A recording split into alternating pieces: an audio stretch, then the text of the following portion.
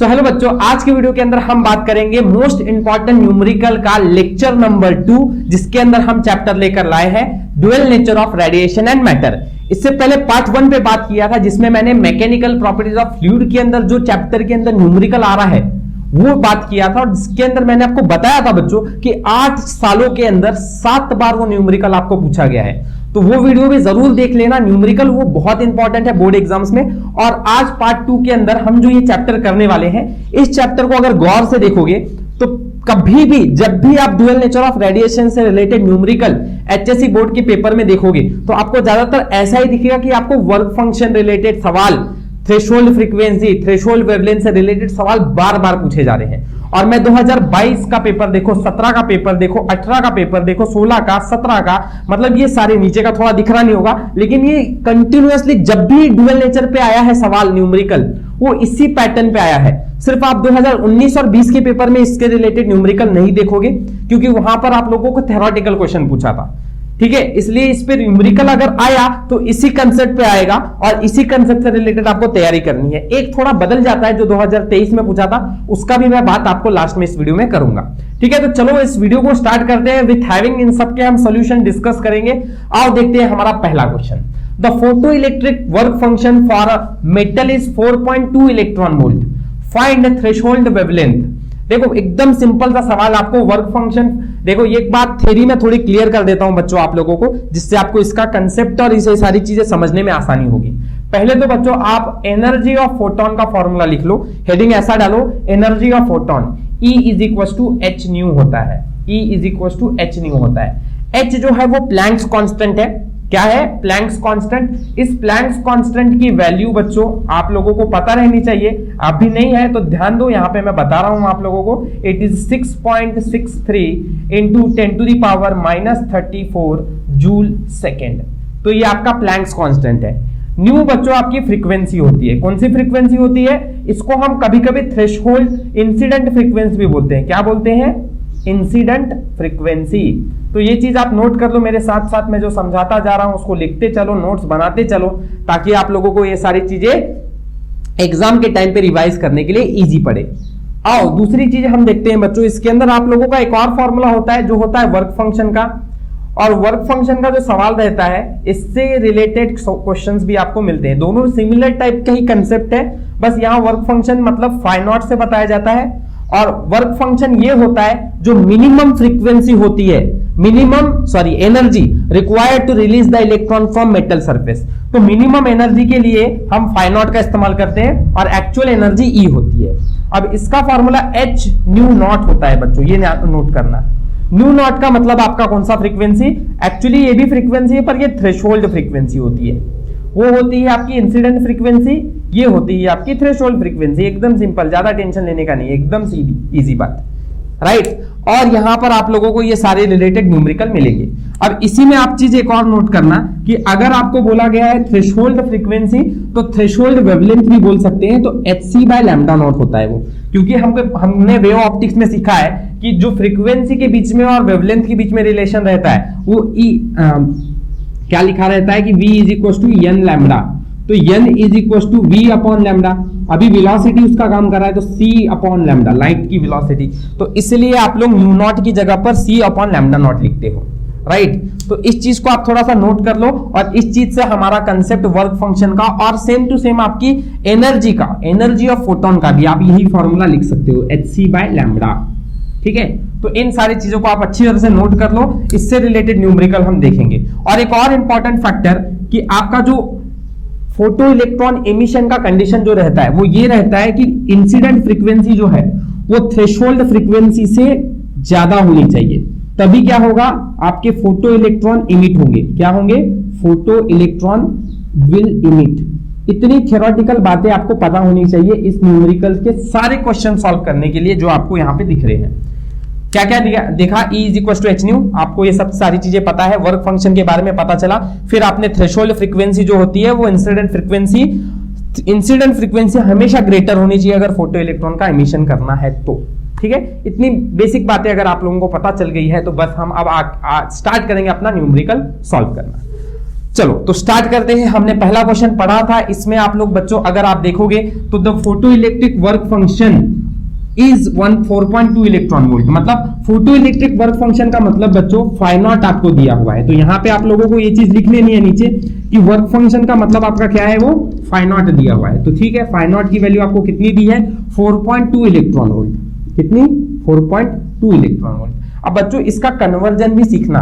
Exam में अगर आप देखोगे तो जो भी है वो एसआई यूनिट में निकालना रहता है, तो वर्क फंक्शन भी आपका किस में होना चाहिए, एसआई में होना चाहिए।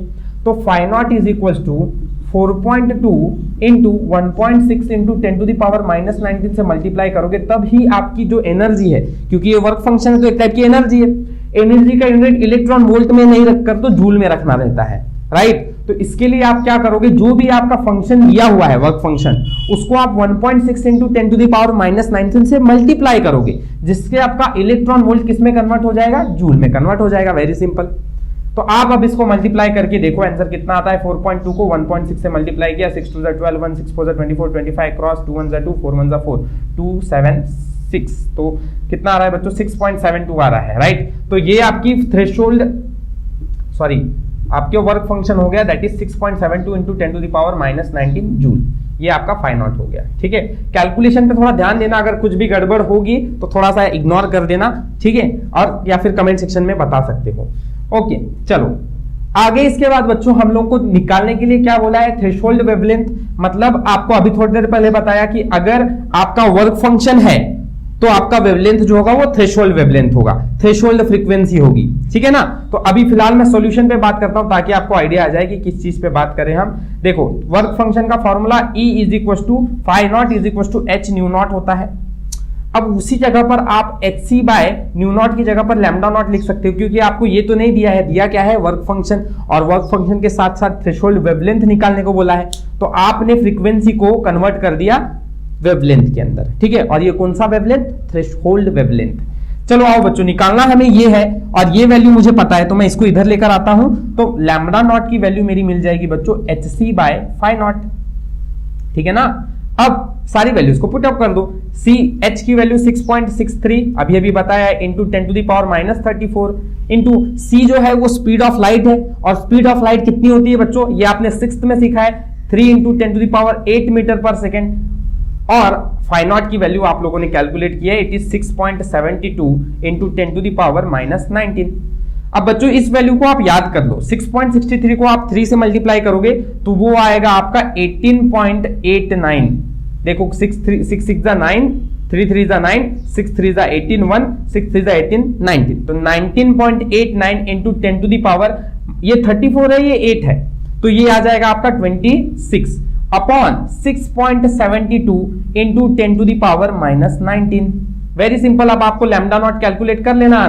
अब ये डिवाइड करोगे 19.89 को 6.72 से, तो चेक करते हैं बच्चों। अब आपको ये सारी चीजें रफ आइडिया समझ में आ रहा होगा कि ये कितना आने वाला है बच्चों, 6.72 है ना, और ये 19 है, मतलब 6 और ये 18 है, तो 3.3 के आसपास कुछ आने वाला है आप लोगों का आंसर। अब इसको अगर आप परफेक्टली कैलकुलेट करोगे ना बच्चों, तो ये आंसर आपका आने वाला है, मैं यहां लिख देता हूं आपके सामने, लैम्डा नॉट की वैल्यू 2.095। ये क्या आएगी बच्चों, आपकी इन दोनों को डिवाइड करने के बाद की वैल्यू, और -19 ऊपर जाएगा तो +19 हो जाएगा, तो -26 में से +19, देखो ध्यान से, देखो ध्यान से, ये -19 ऊपर जाके +19 हो जाएगा, तो 26 में से 19 गया तो कितना आ गया बच्चों, आपको मिलेगा आपके पास 7, तो 10 टू द पावर -7 आएगा, क्योंकि बड़े नंबर का साइन 26 है। अच्छा, अब इसको आप लिख दो, या तो यही आंसर लिख दो, यहां पर ही रुक जाओ, जो कि आपका किसमें आने वाला है, वेवलेंथ है तो मीटर में आएगा। अदरवाइज आप इसको लैम्डा नॉट करके इसको 3 कदम आगे लेके जाओ, 2095 करो, 2095। और अगर आप 3 कदम आगे गए हो, तो मैंने कैलकुलेशंस आप लोगों को बताए हैं बेसिक्स, कि अगर आप 3 कदम आगे बढ़ रहे हो तो पावर -3 हो जाएगी, और अगर आप पीछे जा रहे हो तो पावर प्लस से बढ़ेगी, पर आगे जाते समय पावर किससे बढ़ती है, माइनस से, तो -3 इंटू -7, तो ये टोटल कितना हो जाएगा बच्चों, -3 -7 -10 हो जाएगा। तो आपका वेवलेंथ जो मिलेगा वो 2095 into 10 to the power -10 metre आ जाएगा। और आपको पता है बच्चों, अगर 10 टू द पावर -10 है मतलब आप एंगस्ट्रॉम लिख सकते हो। तो एक्चुअल फाइनल अगर वेवलेंथ का मैं आंसर लिखूं बच्चों इसका, तो वो मुझे मिल रहा है 2095 एंगस्ट्रॉम, ठीक है।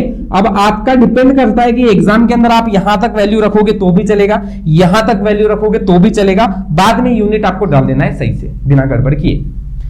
ठीक है, ये क्लियर हो रहा है बच्चों, आप लोगों को ये चीज समझ में आ रही है अच्छी तरह से। तो चलो आप अपने नेक्स्ट न्यूमेरिकल की तरफ बढ़ेंगे, अच्छी तरह से इसको नोट कर लो। यही सवाल बच्चों आप लोगों को फरवरी 2022 में 2 मार्क्स के लिए पूछा हुआ था।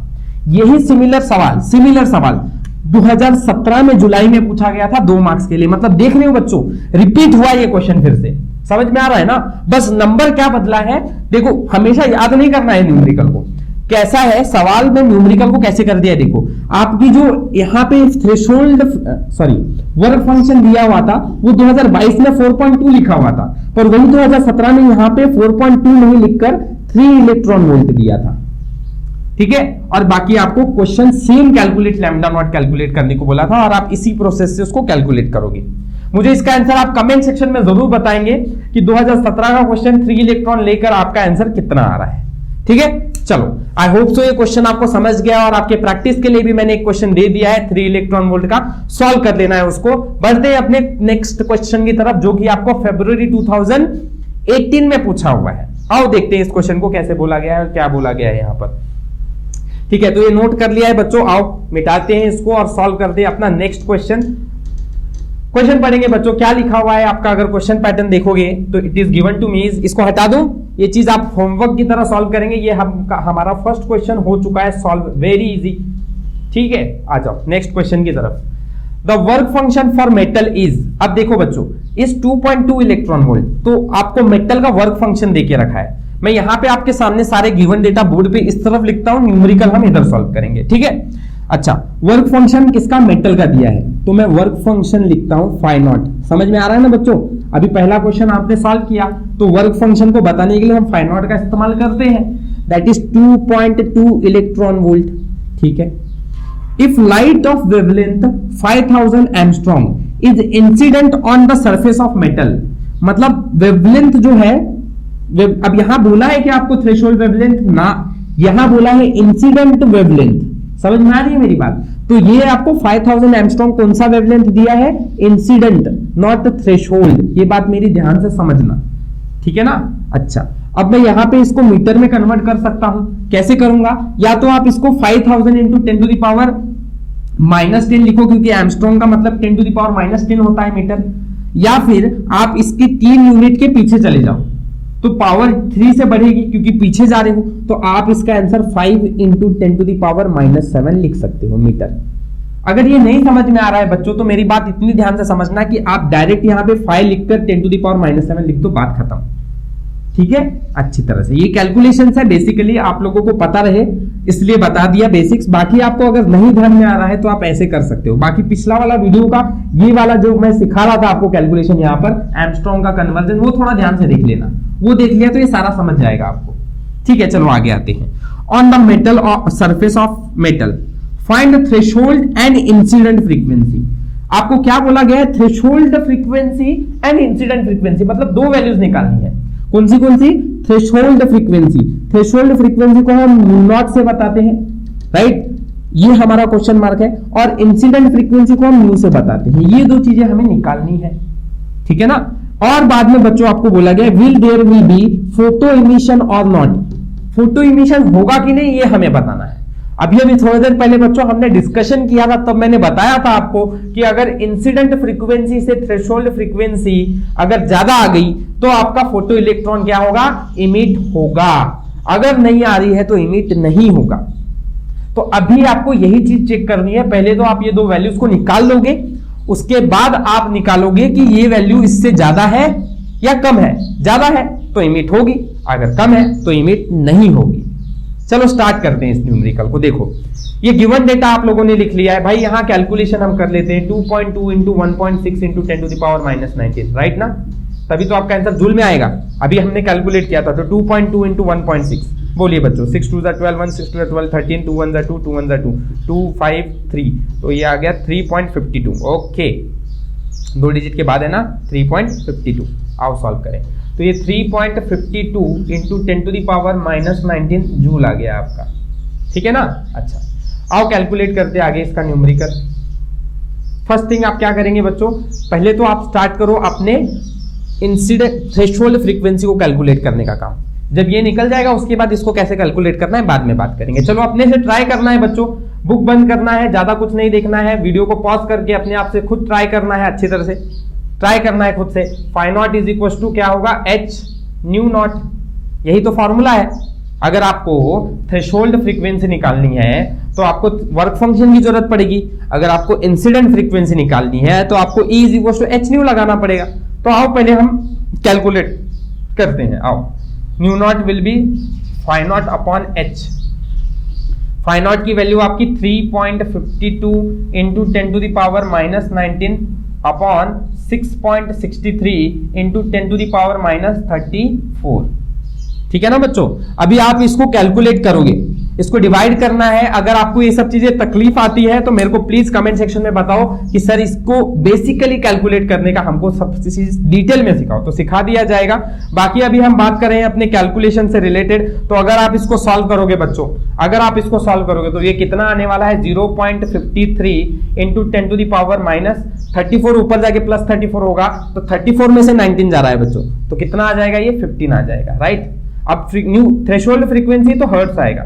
चलो ठीक है, आपके सामने मैं इसको डिवाइड करके दिखा भी देता हूं कि कैसे किया जाता है। अगर आपको आता है तो आप स्किप करके आगे बढ़ सकते हैं, ठीक है। तो जिन बच्चों को नहीं आ रहा है, देखो बच्चों ये 6.63 है, मैं क्या करता हूं इसको 2 डिजिट आगे बढ़ा देता हूं, और 3.52 है, इसको भी 2 डिजिट आगे बढ़ा देता हूं। मैथ्स में ऐसा रहता है कि अगर आप इसको 2 डिजिट आगे बढ़ा रहे हो तो दोनों इक्वल हो जाएंगे, दैट इज 352 अपॉन 663, राइट ना बच्चों। अभी आप लोग, कुछ लोग ये भी बोल रहे होंगे सर ये 3 दिख रहा है, ये 6 दिख रहा है, तो ये 1/2 हो गया, मतलब 0.5 आएगा, तो आपका सही है। हाँ, लेकिन बोर्ड एग्जाम में आप लोगों को परफेक्ट डिजिट में आंसर निकालना रहता है, इसलिए आपको बेसिकली कैलकुलेशन दिखाना पड़ेगा या आना तो चाहिए, ठीक है ना। तो आप ऐसे डिवाइड करके दिखा सकते हो। अभी मुझे मालूम पड़ रहा है ये, लेकिन मैं आपको सही से पूरा बेसिक परफेक्ट कैलकुलेशन करके दिखा रहा हूं, ठीक है।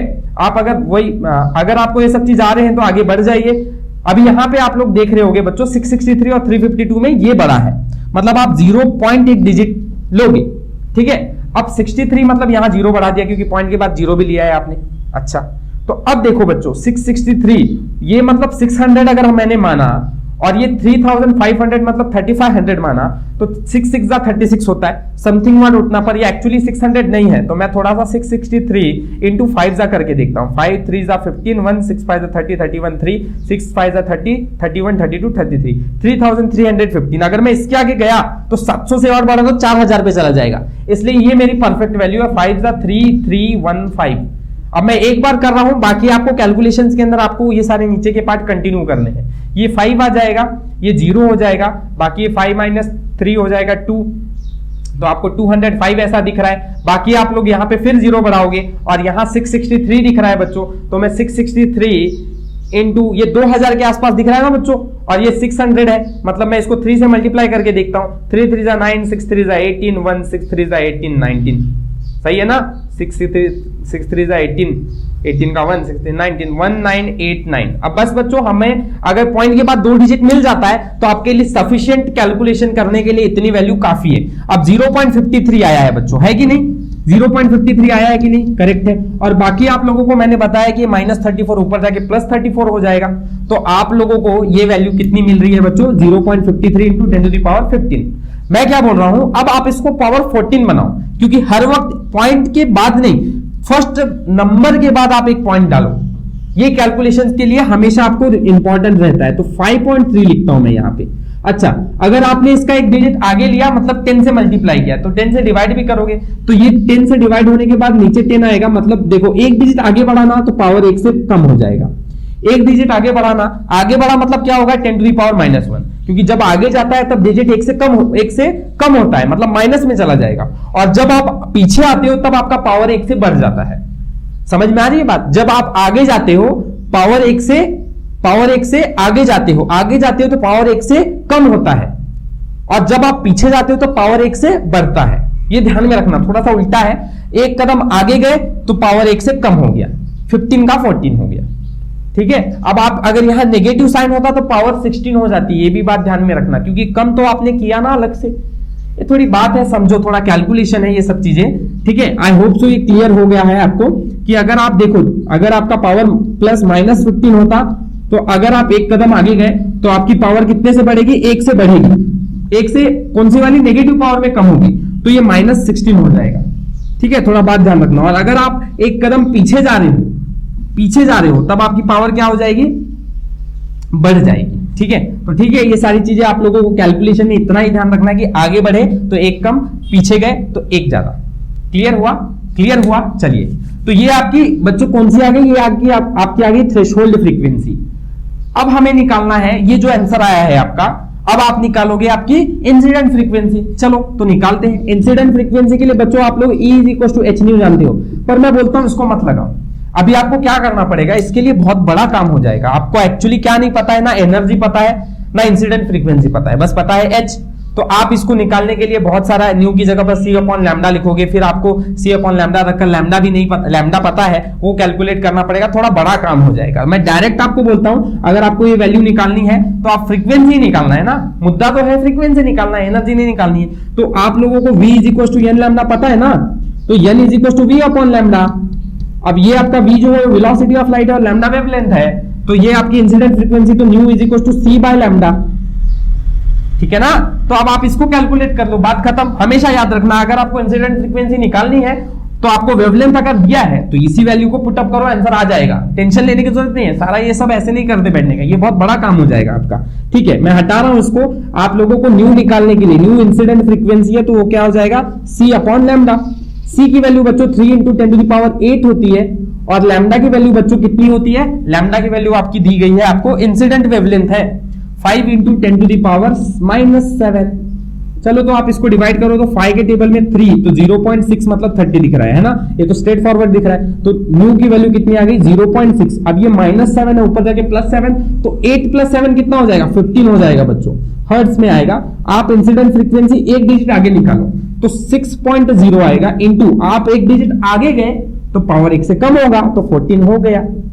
अब आप चेक करो कि आपकी इंसिडेंट फ्रीक्वेंसी जो है वो न्यू है, वो की 6 आई है, और थ्रेशोल्ड फ्रीक्वेंसी जो है वो 5.3 है। तो कंपेयर करो बच्चों, कौन ज्यादा है, new is greater than nu not, ये वैल्यू इससे ज्यादा है। मतलब क्या होगा, एक तो आपने इंसिडेंट फ्रीक्वेंसी निकाली, थ्रेशोल्ड फ्रीक्वेंसी निकाली, और आपने अब ये भी चेक कर लिया कि new is greater than nu not, मतलब फोटो इलेक्ट्रॉन्स विल इमिट, ऐसे लास्ट में लिखोगे, फोटो इलेक्ट्रॉन विल इमिट, ये चीज लिख लेना है आपको लास्ट में। कंप्लीट, एकदम आसान क्वेश्चन है बच्चों। आप लोगों को शुरुआत में थोड़ी सी तकलीफ लगेगी, लेकिन आप कैलकुलेशन ये सब चीज ध्यान से करो। इसी तरह से अगर सवाल इधर से बोर्ड एग्जाम में आया न्यूमेरिकल, तो यही आएगा, इसी पैटर्न का आएगा। अच्छी तरह से इसको न्यूमेरिकल को सॉल्व कर लेना है। चलिए आगे बढ़े, अपने नेक्स्ट क्वेश्चन नंबर 2 को हमने फेब 2018 में जो सवाल पूछा था उसको सॉल्व कर लिया है। अब मैं इसी के साथ आपको इसके लिए भी एक होमवर्क दूंगा, वो क्वेश्चन आपको फरवरी 2016 में पूछा है। ठीक है, अब मैं क्या बदल रहा हूं देखो, आप 2.2 की जगह पर 2.3 इलेक्ट्रॉन वोल्ट लो, ठीक है ना, 2.2 की जगह पर 2.3 इलेक्ट्रॉन वोल्ट लो, और वेवलेंथ 5000 की जगह पर आप इस वेवलेंथ को 6800 एंगस्ट्रॉम कर दो, और फिर अब इसको कैलकुलेट करो। क्या कैलकुलेट करना है, इंसिडेंट फ्रीक्वेंसी, थ्रेशोल्ड फ्रीक्वेंसी, और फोटो इलेक्ट्रॉन इमिट होगा कि नहीं, ये सब चीजें आपको कैलकुलेट करनी है। ऑलराइट, समझ रहा है, आप ये सारी चीजें नोट कर लो, इसका स्क्रीनशॉट ले लो, जो मैंने वैल्यू बोली उसको नोटबुक में नोट करके लिखो, और आप इसका आंसर मुझे फिर से कमेंट सेक्शन में बताएंगे कि इसका आंसर कितना आता है। ठीक है बच्चों, चलिए तो आगे बढ़ते हैं अपने अगला। ये क्वेश्चन बच्चों 2018 में 3 मार्क्स का था, 2016 में 3 मार्क्स का था, कितना इंपॉर्टेंट है देखो। तो आओ बच्चों अपने थर्ड क्वेश्चन की तरफ बढ़ते हैं, जो आपको बोर्ड एग्जाम 2017 में पूछा गया है 3 मार्क्स के लिए, और ये क्वेश्चन भी सिमिलर पिछले टाइप के क्वेश्चन जैसा ही है, सेम, कोई चेंज नहीं है इसके अंदर, बस थोड़ा सा काम लेंदी हो जाता है, इतना सही बात है। ठीक है, चलो तो स्टार्ट करें इस क्वेश्चन को। यहाँ पे क्वेश्चन में क्या लिखा गया है, वर्क फंक्शन फॉर पोटेशियम। ठीक है, मैं यहाँ पे लिखता चलता हूँ, work function for potassium and caesium are 2.25 electron volt and 2.14 electron volt. मतलब वर्क फंक्शन आप लोगों को किसका, पोटेशियम का दिया है। मैं पोटेशियम के लिए पीओटी लिखता हूं, दैट इज 2.25 इलेक्ट्रॉन वोल्ट। ठीक है ना, और इसके बाद आपको बोला गया है work function for caesium. Caesium कितना दिया है बच्चों, 2.14 इलेक्ट्रॉन वोल्ट। ठीक है, ये दो चीज दी है। Is the photo electric emission possible for either of them, क्या इन दोनों में से किसी का भी फोटो इलेक्ट्रिक इमिशन हो पाएगा। If incident wavelength is 1580 angstrom, तो ये 5180 एंगस्ट्रॉम, सॉरी मैं गलत बोल रहा था। तो इंसिडेंट वेवलेंथ का मतलब lambda it given to me is 5180 angstrom. अब मैं इस वैल्यू को चेक करने पहले मुझे क्या करना पड़ेगा, अभी आप लोगों ने पिछला न्यूमेरिकल सॉल्व किया होगा, तो आपको वर्क फंक्शन से क्या निकालना आएगा बच्चों, थ्रेशोल्ड फ्रीक्वेंसी। जब ये थ्रेशोल्ड फ्रीक्वेंसी निकल जाएगी उसके बाद आप इंसिडेंट फ्रीक्वेंसी निकाल लेना। जब भी इंसिडेंट फ्रीक्वेंसी और थ्रेशोल्ड फ्रीक्वेंसी मिल जाएंगी उसके बाद आप कंपेयर करना और देखना कि इंसिडेंट फ्रीक्वेंसी जो है वो थ्रेशोल्ड फ्रीक्वेंसी से ज्यादा है कि नहीं। अगर है तो फिर इमिट होगा, नहीं है तो इमिट नहीं होगा। लेकिन पिछले क्वेश्चन में और इस क्वेश्चन में फर्क क्या है, यहां आपको दो अलग अलग के थ्रेशोल्ड फ्रीक्वेंसी निकालने हैं, पिछली बार सिर्फ एक ही का था। ठीक है, तो चलो और निकालते हैं कैसे कैलकुलेट करना है इन सब चीजों को। बच्चों फटाफट यहाँ पे मुझे कैलकुलेशन बता दो आप। 2.25 इंटू 10 टू द पावर, इसको आप क्या करोगे 1.6 इंटू 10 टू द पावर -19 से मल्टीप्लाई। तो ये इसको करके देखो कितना आता है। ये आ रहा है आपका 3.36 into 10 to the power -19 joule. ठीक है, अब आप कर सकते हो, आपने दो न्यूमेरिकल सही से डिटेल में देखा होगा ना, तो आपको ये सारी चीजें क्यों मैं ऐसे इलेक्ट्रॉन वोल्ट से जूल में जा रहा हूं समझ में आ रहा होगा। फिर 2.14 इलेक्ट्रॉन वोल्ट को आप मल्टीप्लाई करोगे तो वो आपका आंसर कितना आने वाला है बच्चों, it's comes out to be 3.424 into 10 to the power -19 joule. Alright, clear है क्या बच्चों? ये दोनों न्यूमेरिकल आप लोगों को समझ में आ रहे हैं। अच्छा, अब इसके बाद हम स्टार्ट कर रहे हैं अपना कैलकुलेशन। पहले तो आप स्टार्ट करोगे कहां से बच्चों, पहले हम निकालेंगे पोटेशियम का वर्क फंक्शन। तो वर्क फंक्शन पोटेशियम के लिए तो ये आपको फॉर्मूला पता है। इसके बाद आप इसकी वैल्यू को रखने के लिए आपको किसका, पोटेशियम का निकालना है। तो यहां मैं पोटेशियम लिखता हूं, थ्रेशोल्ड फ्रीक्वेंसी ऑफ पोटेशियम का फॉर्मूला, ये H इधर चला जाएगा, तो phi nought of potassium divide by H। Phi nought of potassium कितना है बच्चों, अभी आपने कैलकुलेट किया 3.36 into 10 to the power -19 divide by 6.63 into 10 to the power -34। अब बच्चों आप इसको कैलकुलेट करो, बोल दो आंसर कितना आ रहा है आप लोगों का। इट्स कम ये कितना आ रहा है, it comes out to be 5.06 into 10 to the power 14 hertz. देखो हाँ, मैं डायरेक्ट कैलकुलेशन आपको वैल्यू बता रहा हूं। आप लोगों ने ये सब कैलकुलेशन मेरे साथ पिछले वाले क्वेश्चन में सीखा है, और ये पावर 0 पॉइंट में आता है, फिर उसको 14 बनाने के लिए हम एक डिजिट आगे लेकर जाते हैं। सेम सिनेरियो पिछले क्वेश्चन जैसा। कैलकुलेशन तो चीजें आप लोगों को पहले 2-3 क्वेश्चन में अच्छी तरह से सिखाया है, यहां आप लोगों को सिर्फ मैं बता रहा हूं कि इस क्वेश्चन को और कैसे सॉल्व कर रहे हैं। तो सीजियम के लिए निकालना है तो H nu nought of caesium which is nothing but nu nought of caesium will be H क्या आएगा आपका, phi nought of caesium divide by H which is nothing but 6 ये कितना आया है आपका 3.424 into 10 to the power -19 divide by आपका 6.63। अब बोलो बच्चों इसको कैलकुलेट करके आंसर कितना आ रहा है, 6.63 इंटू 10 टू द पावर -34। और इसको आप कैलकुलेट करोगे तो it comes out to be nearly 5.16 into 10 to the power 14 hertz. दोनों वैल्यूज आपके सामने मैंने रख दिया है। देखो आप लोगों ने दोनों की क्या निकाल लिए, थ्रेशोल्ड फ्रीक्वेंसी निकाल लिए। ठीक है ना, अब हमें इनकी जरूरत नहीं है, हम इस जगह पर ये दो वैल्यूज को पुट अप कर देते हैं। ठीक है, क्या निकला हमारा इंसिडेंट थ्रेशोल्ड फ्रीक्वेंसी पोटेशियम का आया 5.06 into 10 to the power 14 hertz, और हमारा थ्रेशोल्ड फ्रीक्वेंसी सीजियम का आया 5.16 into 10 to the power 14 hertz. अब हम फटाक से इससे क्या करेंगे, हम लैम्डा की वैल्यू लैम्डा नहीं, हम किसकी वैल्यू निकालेंगे, इंसिडेंट फ्रीक्वेंसी की वैल्यू निकालेंगे, जो कि हमारी कितनी आएगी, कैलकुलेट करना है। आओ देखते हैं कितना आ रहा है। ये हटा दे रहा हूं मैं यहां से। अभी हमें देखना है सिर्फ हमारी इंसिडेंट फ्रीक्वेंसी कितनी आती है। तो हमें फिर से मैंने बताया कि H इज क्या हमारा फॉर्मूला है, V is equal to n lambda, तो nu is equal to C upon lambda. C कितना है 3 into 10 to the power 8 divide by आपका लैम्डा कितना है, लैम्डा आपका है 5.18। ठीक है, मैं यहां लिखता हूं इंटू 10 टू द पावर -7 लिख देता हूं।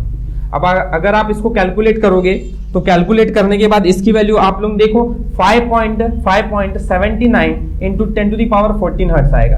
कैलकुलेशन है, मैंने भी अभी सॉल्व करके रखा हुआ है, वो चीज आपको बता रहा हूं यहाँ पे। तो इंसिडेंट फ्रीक्वेंसी आपकी इतनी आई 5.79 इंटू 10 टू द पावर 14।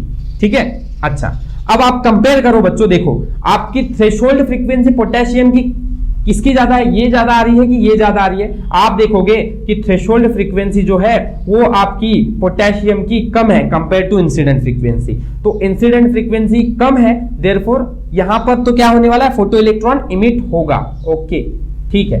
अब आपका दूसरे वाले से आप कंपेयर करो थ्रेशोल्ड फ्रीक्वेंसी को इंसिडेंट फ्रीक्वेंसी से, तो सीजियम के साथ भी वही हो रहा है। क्या हो रहा है, ये क्या है, ये क्या है, कम है कंपेयर टू इससे, तो यहां पर भी इमिट होगा। तो both will emit photo electrons, both will emit photo electrons. ठीक है, समझ गया ये क्वेश्चन? एकदम इजी सा क्वेश्चन था, बस यहां पे आपको कैलकुलेशंस के लिए आपको कॉम्प्लिकेशन करके रखा था और काम थोड़ा सा लेंदी बढ़ा दिया गया था। इसके अलावा इस क्वेश्चन के अंदर आप लोगों ने जो क्वेश्चन दूसरा और पहला देखा उसी सेम पैटर्न पे ये क्वेश्चन पूछा था।